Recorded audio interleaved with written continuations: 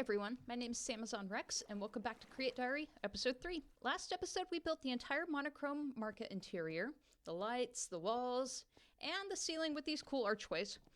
Plus, we built this nice little fountain in the plaza. We also crafted these banners here, which again, I did not actually create these particular ones, but we'll be using them to represent some of the vendor booths we'll have at the market. I've also gone through and created these kind of generic decorative banners just for a little variety. I really like this one, the black and the white with the mountain and the clouds here. I feel like it could maybe kind of be the flag that represents the village. I also really like this one. It's a frog. Why a frog? I don't know, but I like it. I think he's kind of cute. So you'll see that I've been busy between episodes. I've gone through and hung up, just a few banners inside the market. I want to try to capture the feeling of a crowded, busy bazaar in this build. And I think the numerous banners will kind of help sell that vibe. You also notice this big empty space out here where part of the mountain used to be. I think I'd like to put maybe a city hall or some type of town meeting hall here. It'd be fun to do some landscaping with the monochrome blocks. I have a few ideas for trees and flower beds and, other landscaping stuff that I'd like to try with this color palette. But before we get ahead of ourselves, let's continue working on the market. More specifically, the vendor booths. We'll have 6 different vendors with these banners representing what's for sale at each of the market stalls. This seems like a good spot for a time lapse, but I'll jump back in if I come up with any crazy ideas. Let's get into it.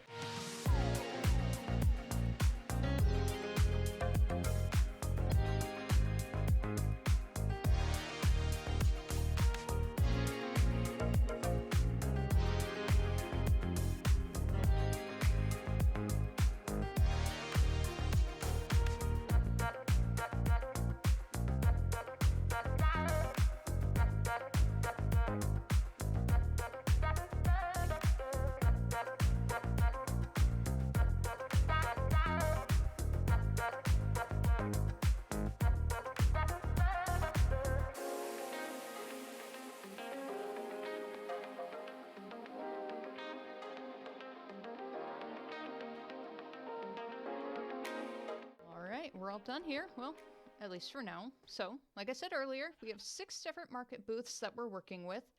We'll start here with the wool and textile shop. Along with selling cloth, this guy's also selling dyes, bundles of wool, some pillows, and these bundles over here. I both like and dislike how crowded this shop kind of feels. I think if I were in a shop like this in real life, I'd be feeling a little claustrophobic. You'll also notice, if you peek behind these bolts of fabric, we have the real MVPs here. This one is Biggs, and this guy over here is Wedge. Yes, from Star Wars. Yes, from Final Fantasy VI, but originally from Star Wars. I don't know, it was just the first set of B&W names that I could think of, for black and white. The shop owner here loves them. They're practically his children, and he doesn't go anywhere without them. And up next is the potion shop. Okay, bear with me. I may have gone a little crazy on this one. It started out with the ceiling is kind of empty. Maybe I could put some hanging moss there and then some leaves. And then it kind of went and evolved into this whole kind of goth light business we've got going on. We've got potions and potion ingredients for sale, along with a couple of other fun little details like this heavy core and this tree growing in the corner.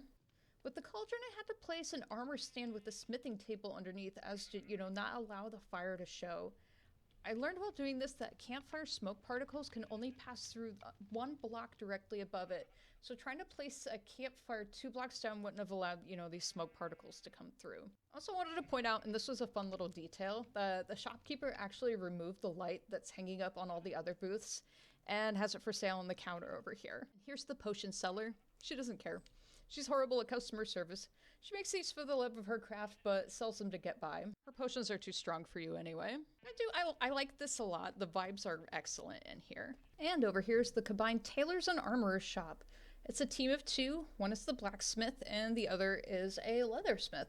They've recently started this collaboration and are kind of competitive with each other. They do have one thing in common. They don't like how dark the potion shop is. This booth, as you'll notice, is a lot brighter than the previous one. They have their wares hanging on racks and have some dressed up mannequins, which you can see one of the shop owners setting up over here. And this guy over here is using some tailor's tape to make some quick inseam measurements. A couple of fun details. They were, unsatisfied with the low lighting in this booth, so they installed a couple more lights. We've also got a couple of floor mirrors here so that the customers can see how clothing would look on them. And yes, the employees have to go through here to get to their break room, and I've changed one side of the sign to let customers know that this is not a changing room. Booth number 4 is this little restaurant here where people browsing the market can grab a quick bite to eat. I haven't come up with a backstory for this guy quite yet. But we've got his menu on display here. We've got a nori roll, or a seaweed roll, a rice bowl, some takoyaki on a skewer. Just in case you aren't familiar, takoyaki are these tasty fried bits of batter filled with octopus and topped with all sorts of stuff. Here's a quick reference photo in case you're curious. And we've also got some milk. Leave me alone, there aren't a lot of black and white food options in the game. Here we can see the chef doing some prep work at the cutting board. His space is kind of limited, but we've got him a sink, complete with a tap, a griddle with a saute pan, and some boxes and a refrigerator in which he stores his ingredients. You'll also notice he's had some additional lighting installed. It's hard to cook in the dark, so he asked the guys next door about it. Up next is the flower and the plant shop. I'd previously mentioned having a standalone flower shop somewhere out in the city, but I think a small booth in the market will do just fine for this. Here we have, of course, the different varieties of coral to act as flowers, and a couple of potted plants, with the pale oak leaves over here, and the sapling kind of looking like a little bonsai tree. Let me see if I can get a better shot at that. There we go. Also some flowers in the vases here with the wither rose, the closed eye bloom, and the dead horn coral in a more slender vase here. And here you can see the shop owner taking care of this little tree here. I really wanted them to be holding shears, because whenever you see a bonsai tree in the movies or whatever, someone's always, carefully trimming it. The Minecraft shears were a little too colorful for this instance, unfortunately. And finally, the goats and livestock shop. Okay, alright, I may have forgotten to build a booth for this guy, but, right now, it's kind of a placeholder. I think I'd like to put the shop owner's house behind here, but for now I've made this little scene with a sweet old lady that owns these goats. She's sitting on her lawn chair and selling the goat horns. She doesn't need anything too fancy at the moment, but I'll probably add a goat pen and maybe some horse stables at a later date. But for now, I don't want to do this anymore. Nobody can stop me. I want to go tackle some landscaping outside City Hall. So for the landscaping out here, I have a couple ideas. I was thinking that we could use maybe these dead fan corals to act as grass, and maybe some of the non-fan dead coral variety as some of the taller vegetation, just for a little variety. I want the grass, for lack of a better term, to have a different texture than everything around it. I'm thinking, using some gravel here. I don't know. We could play around with that. In terms of trees and other structures, I've actually taken some inspiration from walks around my neighborhood. My brain has become kind of, wired to be like, oh, can I build this in Minecraft? It's weird, but, there are some trees in my neighborhood where the main trunks and the branches are kind of twisty. It's hard to describe, but, I want to take a crack at trying to recreate that. It might be difficult, kind of given the limited number of blocks I can use. There's also this kind of wall structure that someone in my neighborhood has. It has a bunch of semicircles cut out the top of the wall and kind of a peak where, the two circles would meet. So I'm just gonna get into it. I'm honestly doing this on the fly, but we'll see what we could come up with.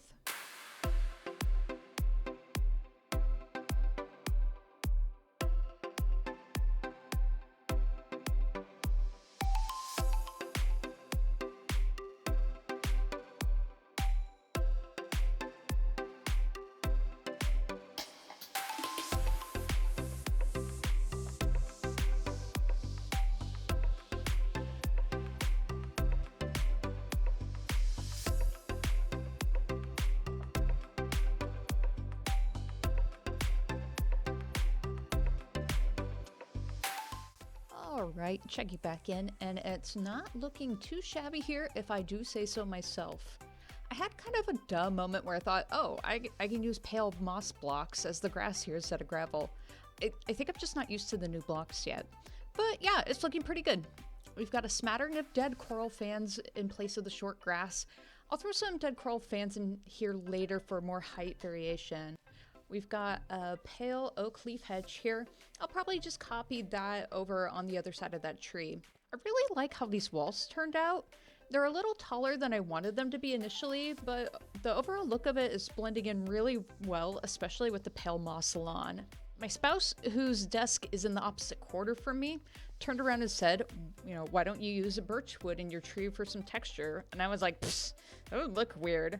I'm not personally a fan of the birch log. I've tried using it in builds before to no success, but this time they were right. And of course, my spouse was right. It looks pretty good. Well, at least it's growing on me the more I look at it. I think I'm going to keep it around for a while. I'll likely build another one either in the quadrant across from there or the one catty corner from it. I think having 2 trees will really help frame the city hall that's going to be built over here. Landscaping is one of my favorite things to do in Minecraft, so yeah, it's been a lot of fun working on the lawn out here. Just wanted to check back in. I think I'm going to keep working on this.